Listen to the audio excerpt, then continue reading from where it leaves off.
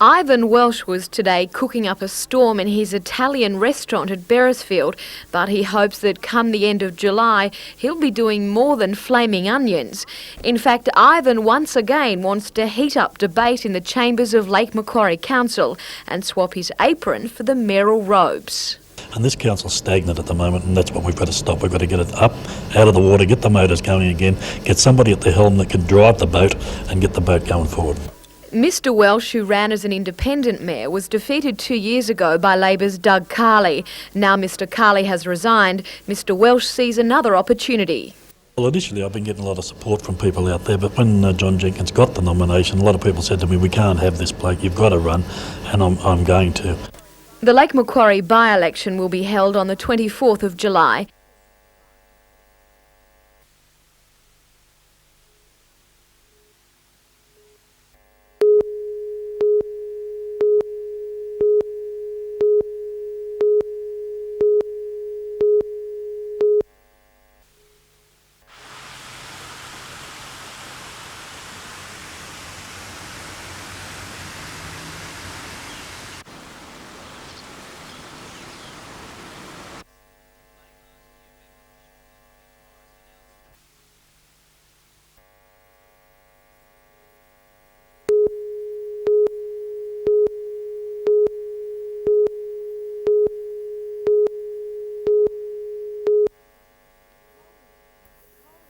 The coal industry is the largest export earner in New South Wales, and it is a major employer in the Hunter. While it's vital to the growth of our economy, has been labelled as unfriendly to the environment.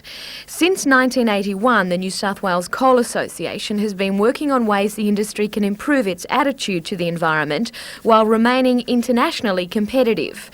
This policy is the association's commitment to continuing that push. It was released at Sydney's Parliament House today by Minister for Mines Ian Causley. Regional Manager John Hannon sees it as a challenge for the industry. I guess a demonstration to the community generally of what the coal industry believes it's committed to in the way of environmental management. But there's also an element of peer group pressure in there for member companies of our association to commit themselves to it and live up to it. Like any other industry, coal mines impact and noise pollution, but they're also a contributor to greenhouse gas emissions, supplying 92% of the state's electricity. The greenhouse effect is one of 7 main areas the policy covers. While there are continuing international efforts to limit greenhouse emissions, the Coal Association believes the world will remain heavily dependent on fossil fuels for a long time. The key, they say, is sustainable development. Our generation is going to pass on to the next generation a natural environment that's just as good as the one we had to live in. Jodie McKay, NBN News.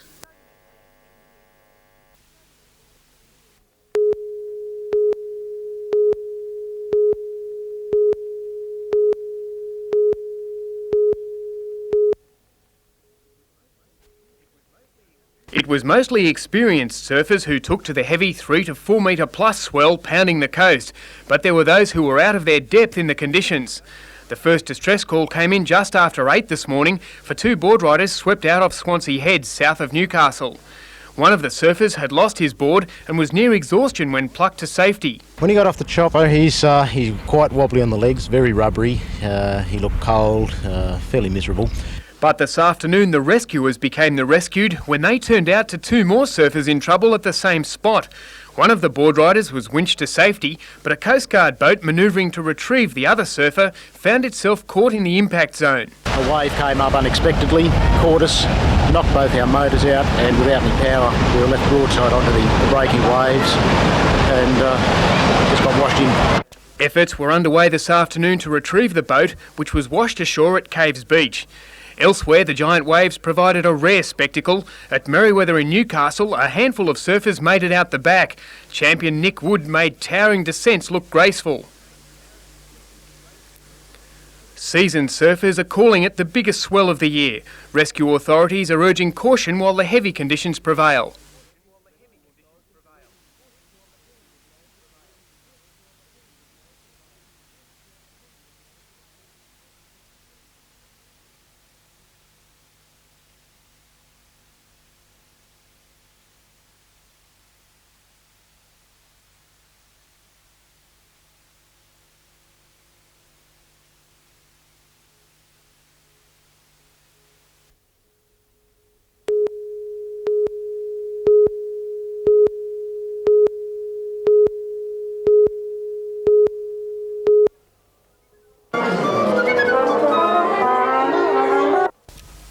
beautiful music.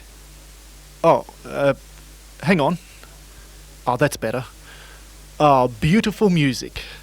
There was no shortage of harmonious horns in Newcastle City Hall as 20 outfits competed in the Australian East Coast Brass and Concert Band Championships.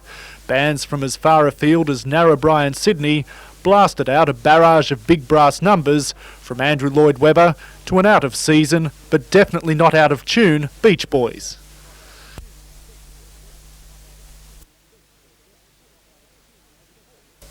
And according to those taking the notes about those playing the notes, this music is indeed sweet. This weekend we have 2 adjudicators, and they both commented that the standard is extremely high this year. While the bands were competing for the glittering prize of a championship trophy, David Kurthy says the real award lies in the experience. Majority of our members are under the age of 18, so there's certainly a lot of benefits in the way of younger players coming on. Scott Bevan, NBN News.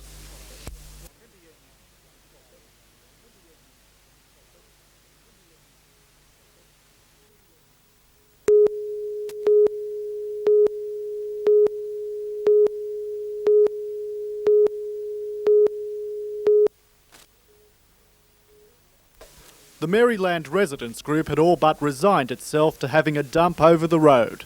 Newcastle City Council has been pushing ahead with its proposal to open the Summerhill tip by the beginning of 1995. But now the group has taken heart from a report outlining the Joint Select Committee into Waste Management's consideration of developers having to pay compensation to residents when a dump is built nearby. It does give us new hope because the council might have to really think seriously about how much it's going to cost them in monetary terms to go ahead with the dump.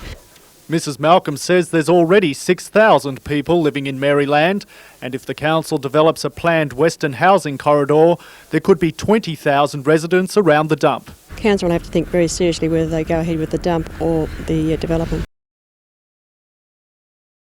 Norton believes the question of compensation for lost property values doesn't even come into the Maryland case. Summerhill dump is over the hill and far away and not going to have any deleterious effect on Maryland at all. And that can be proven by the fact that real estate values in general have risen by 6% in Newcastle and by more than that in Maryland. Alderman McNaughton says Maryland is well catered for, with large recreation areas being developed.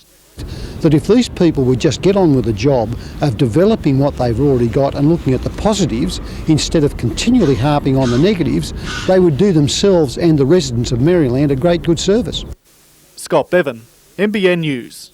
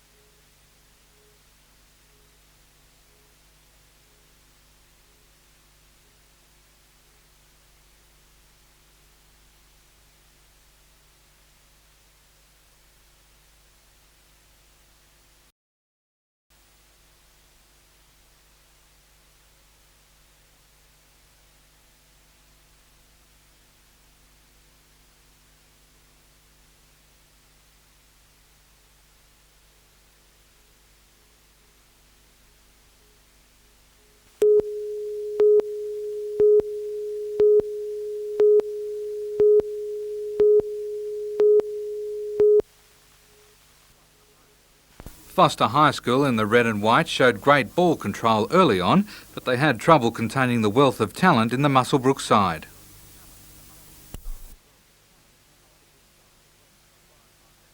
Inspired by man of the match Wade Goodwin, the Muswellbrook boys took command and by half-time had an 8-6 lead.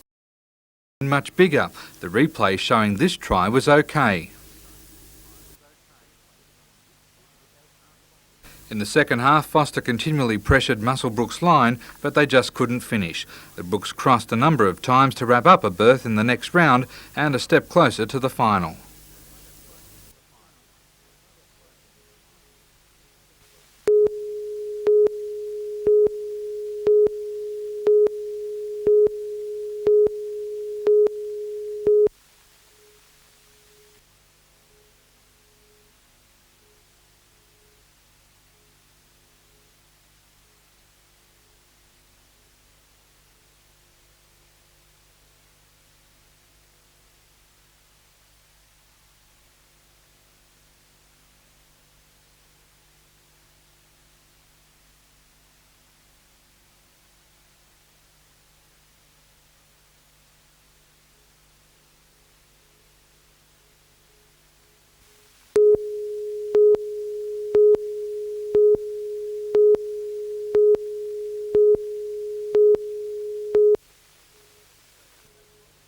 They are taking on the problems of the world at Westport Technology High in Port Macquarie, students from schools across the north representing 33 nations.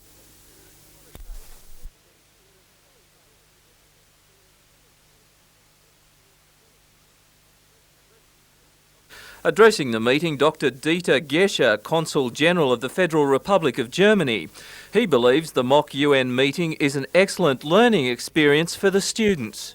They learn to place themselves in the shoes of other nations. They are Australians, but they have to defend Israel and Turkey or Croatia. And I think it's a good mental training. It's a good education.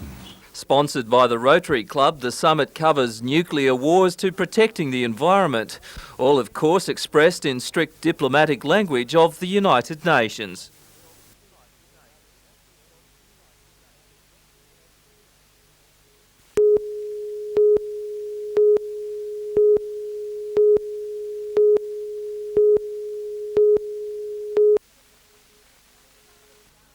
A crowd of about 5,000 packed Bellingen's streets to take advantage of the bargains and entertainment on offer. 5 bands filled the air with music as people strolled through town. Others preferred to take an easier approach by riding on camels. Clowns, buskers, jumping castles and face painting kept the children amused. However, the adults got into the real business of the day, shopping.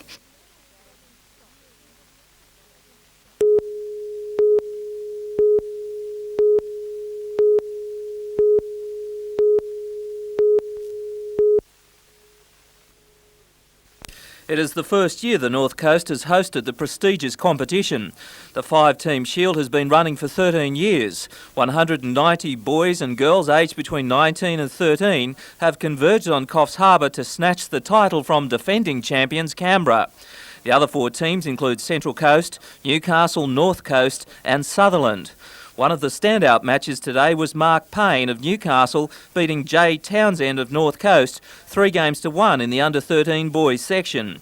The talented youngsters will all battle it out again tomorrow to make their team the 1993 champion.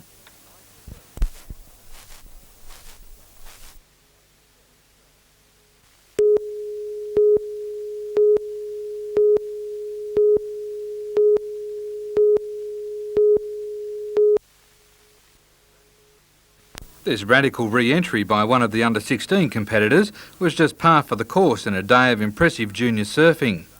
The 2-day event concludes tomorrow with the titles reaching the quarter-final stage in the under-16 and under-19 divisions.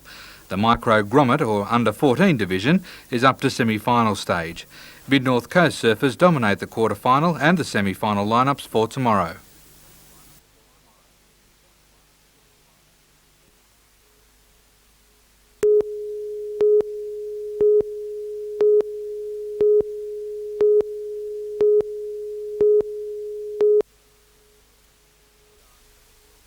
Gridiron is a sport that hasn't been fully embraced by the Australian community just yet, but that hasn't deterred the Muswellbrook Razorbacks from throwing their all into their chosen sport. It took 12 months of training and trial games to justify to the state gridiron executive that they were a viable team. There's rumours down in Sydney that we have got a lot of good players, exceptional players, and they're a little bit worried that when we get our act together, we're going to win. Already they've beaten a number of the more established Sydney teams. Gridiron isn't the easiest sport to understand and faces stiff competition to draw players away from rugby league and union. However, organisers say they found plenty of support amongst the Valley's miners, army personnel and unemployed. There was tremendous reaction to start with, but then monetary things let us down. We have no money. And that's what's holding the club back. It costs around $300 per player in equipment. They hope to attract a major sponsor to continue their crunching assault.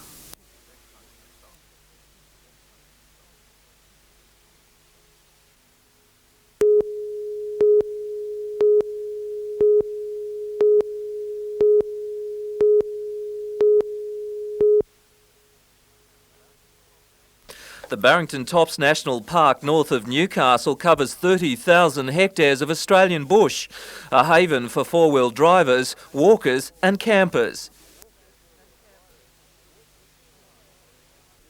Last night, the Hunter Region 4-Wheel Drive Council organised a protest rally against a National Parks Wilderness Assessment report, which threatens to block vehicle access. The report calls for solitude for the Barringtons. Speakers against the proposal argue it is that peace and emptiness four-wheel drivers are seeking when they head bush.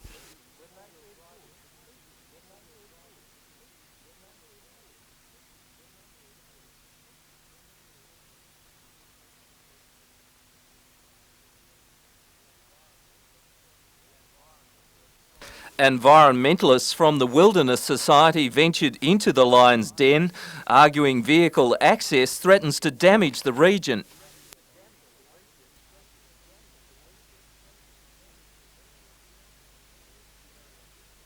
If the area is declared wilderness, most of the Tops area will only be accessible on foot. Peter Ryan, NBN News.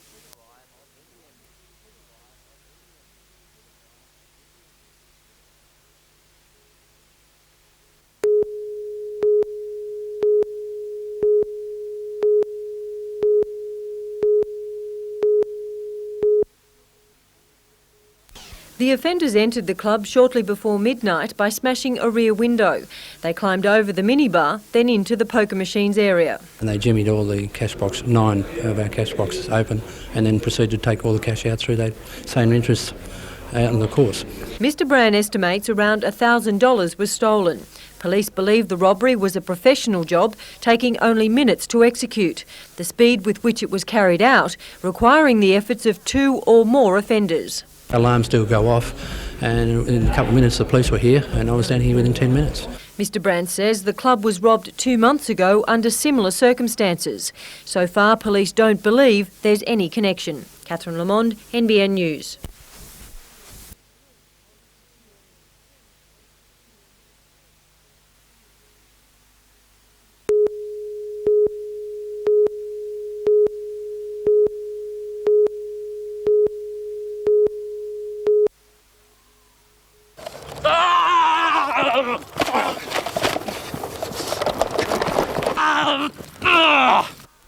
Aggressive moves like this are all in a day's work for the men of the 217 Infantry, based in the Newcastle suburb of Hamilton. However, rarely does the public get an opportunity to see the soldiers in action.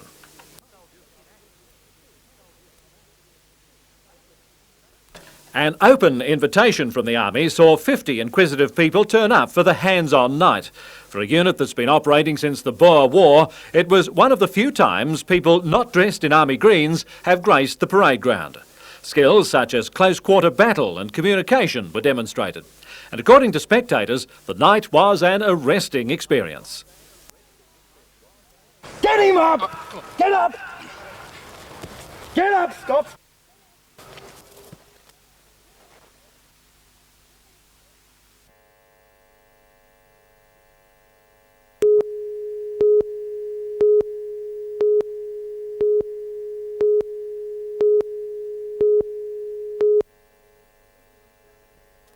It's the substance that assures us life, and one most of us take for granted. Every month, the Hunters Blood Bank provides 1,000 litres of blood to hospitals, relying on donors to give half a litre each up to 5 times a year. But numbers have dwindled. Stocks are so low, regular donors are being contacted by phone to ensure supplies.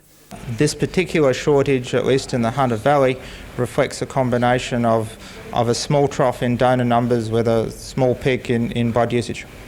According to the Blood Bank's director, community fears about catching infectious diseases have scared off potential donors. The blood supply is now heavily screened and is probably safer to recipients than it's ever been. As well as the decline in the number of people donating blood, 50% of first-time donors fail to return. Combine that with misconceptions about infectious diseases and there's a growing problem for future supplies. If it falls far enough, it will make the supply erratic and will start to cause disruptions to surgical programs. Anyone between the ages of 16 and 65 can donate blood, a contribution that could save lives. But if they are healthy and haven't given blood donating a try, I'd like to strongly encourage them to do so.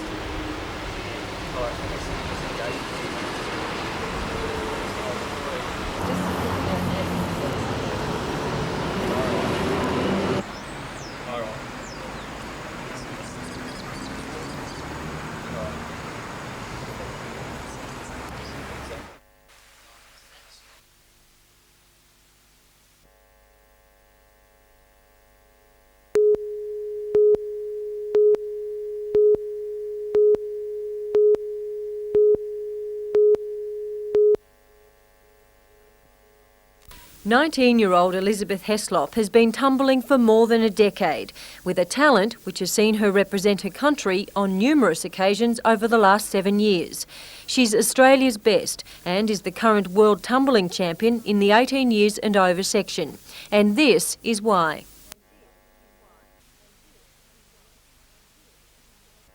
Next Tuesday, she's off to America to compete in their national titles and a week later, the Indo-Pacific Games. The conditions overseas could take some getting used to. The floors are a lot more bouncier, so you have to get used to doing your skills on them and as well as trying harder combinations. First you have to master the floor. And joining her at both events is 11-year-old Crystal Hitchcock. The Cardiff youngster started tumbling 4 years ago and is described by her coach as a perfectionist.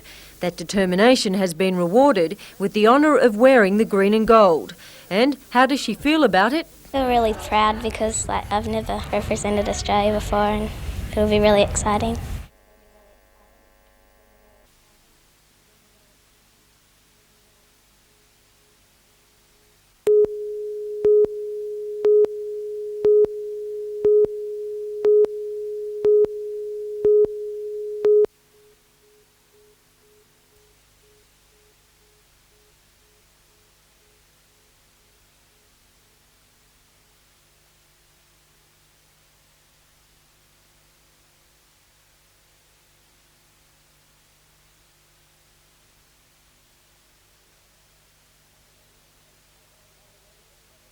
I believe that Westpac will probably lose 2 or 3 branches out of the Walgett Shire, and if that's their attitude, good luck to them. I hope they go to hell.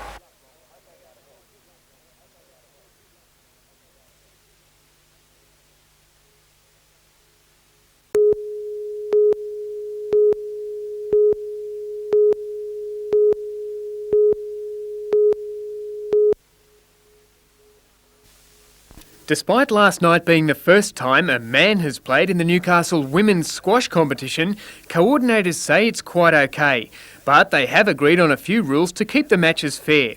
It can only happen in certain grades, and the men have to be up to a particular standard. In the game last night, the international team was short one of its players, so in came Jeff, wait for it, Guy. But unfortunately, the Cardiff team had their sights set on a win, and there was little Jeff Guy could do to save his side. They went down by 1 game and 10 points. Still on squash, the state school titles wound up in Newcastle today with teams from the North Coast and Hunter featuring strongly. The girls' team overcame the North Coast side 4-0. It's the second time in 2 years Hunter has beaten the Coast. In other matches, the South Coast boys' team beat Metropolitan North 3-1. Joanna Armstrong, also from Metropolitan North, won the girls' individual final, and David Palmer from Western the boys. A number of Hunter and North Coast players have been selected in the state team. They'll go to compete against Queensland in August.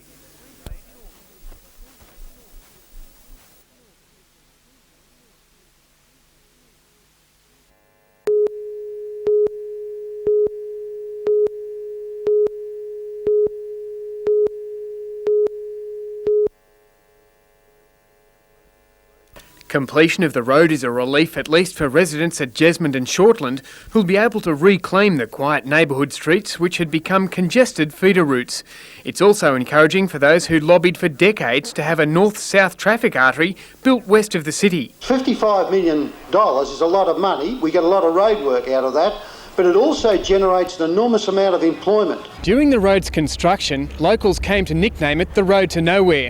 It remains only one phase of an overall transport development plan. It is very important, having got this far, that we keep going with the northern and southern sections from the Charlestown bypass and the linkage from Shortland across to the Pacific Highway at Hexham. We certainly don't want it to be a road to nowhere. The next section is the West Charlestown bypass. The planning is underway for that, and we would hope to start that within the next 5-year period so that it will definitely become a reality. The 3-kilometre stretch was built with state and federal funds and should eventually be part of a bypass taking traffic from south of Charlestown through to Sandgate and the New England Highway. Parliamentarians at today's opening admitted the effects of the new piece of road on heavy vehicle movement between the F3 and the Port of Newcastle is yet to be determined. Each kilometre of concrete cost about $9 million to lay, double that for land resumptions and earthworks. Reasonably confident, and we just have to hope that things do pick up and the funding is there.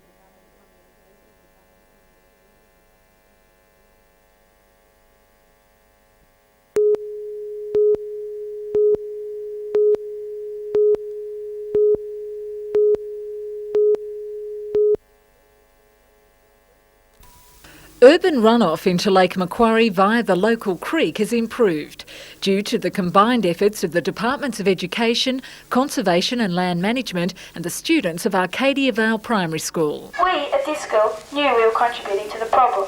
Our playground was badly eroded. Each time it rained, more of the playground ended up in the lake. Most of the work has been in drainage and silt traps, things of that nature, but from our point of view, what you see is a beautiful playground with lots of green grass to play on and shrubs, and certainly a lot of the trees that have been planted have brought birds into the playground, so it's helped us in our studies there too. The whole project cost $70,000 and, as well as a new playground, the 162 students have acquired some new environmental ideas. Been involved in the environmental impact statements and studies that went on here in the school. And also a lot of follow-up work in the homes as to how they can take what we've done here at school back to their houses.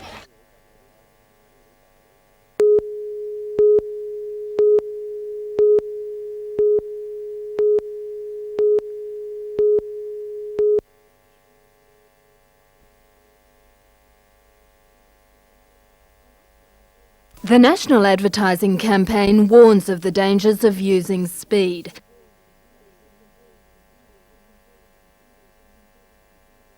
Amphetamines are manufactured drugs, often made in backyard operations like this. There's no guarantee of what's in the end product, and the consequences of using the drug can be devastating. As the campaign points out, speed catches up with you. Today, state health authorities launched a second campaign. The catch cry is speed wise, speed safe. It urges users to make an informed decision about taking amphetamines. We are saying to those people, if you're going to use drugs, there's risks, and you need to know what those risks are. We're not saying to people, you have to stop using, but you need to contact us or talk to us about and get the facts about the drugs you're using. Know what dangers there are. Those dangers include psychological disturbances, heart problems, and if users are injecting speed with shared needles, they risk catching hepatitis and AIDS. This youth is one of an increasing number of people who's using amphetamines. He started taking speed when he was 18. 6 years later, he wants to stop, but he says it's harder than you might think. If it's around, if I can afford it and it's there, I can't say no. If you need help to stop using speed or information about the risks, contact 049 510 248. Jane Anderson, NBN News.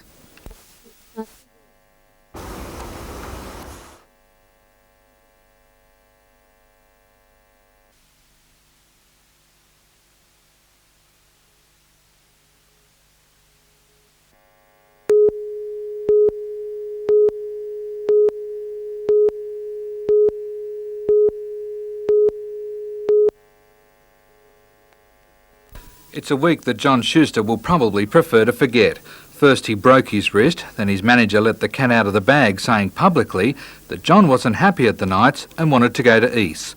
Only hours after East made overtures to him to boost their kicking talents, the offer was withdrawn. The Knights then had few options. He was no longer considered part of Newcastle's plans for 1994. Last night, Knights management decided to release him from his contract. Well, it's not sour, it's disappointing when you look at a player of the calibre of John and the form he displayed last year. He played 24 games for us last year without injury. This year's just been an abysmal year, and that's football. You can't plan these things, you don't wish them. Handle them as best you can. It's believed Schuster will move to England to continue. With the dramas off the field put aside, the Knights are preparing for Sunday's game against Balmain at Marathon Stadium. The clash between the young Newcastle forwards and the Mark Geyer-led Tiger Pack will be one of the highlights.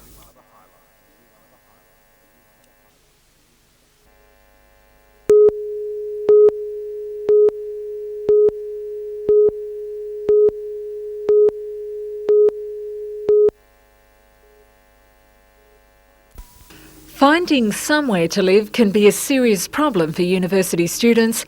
The National Union today urged the government for funds to develop specific student housing strategies.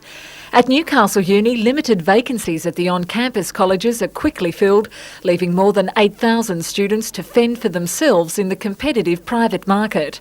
But Council's approval of 6 duplex-styled houses designed to meet student needs could provide a solution.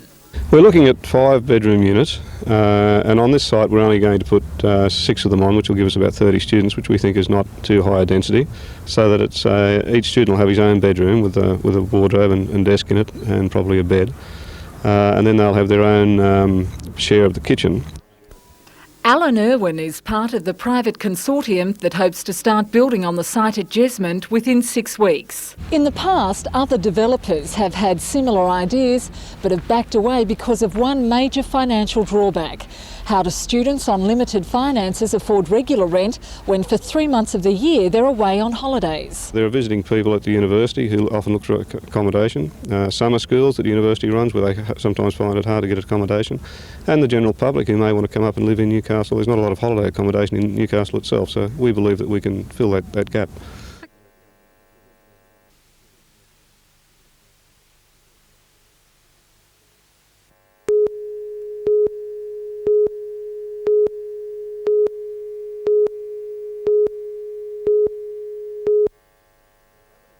The Governor-General is the son of a merchant seaman who jumped ship and settled in Australia as an illegal immigrant. Bill Hayden's father escaped the brutal persecution and suppression by government and business barons in America of workers struggling for basic rights and fair wages. Things weren't much better here. The union known as the Industrial Workers of the World, otherwise the Wobblies, blazed brightly early this century and has become the subject of a book by Frank Kane entitled Wobblies at War. A history which drew down deeply on the sense of idealised working class commitment of its adherents, and a history spiked with bigoted and excessive reactions by the state and by certain interests among capital. The book was launched at the National Labour History Conference in Newcastle today. It's just one of a number of Labour case studies to be presented at the weekend-long conference. The relevance of the contemporary labour movement is also up for discussion. There are certainly highly controversial and contentious issues, and we've already had a certain amount of heat in the debates here today. The labour movement is alive and well, despite what some people say about it. I suspect it's rather difficult for the rising generation at least to realise just how dreadful working conditions were once. Perhaps because of this, the importance of organised labour in achieving the improvements we enjoy today is not as appreciated as would be justified.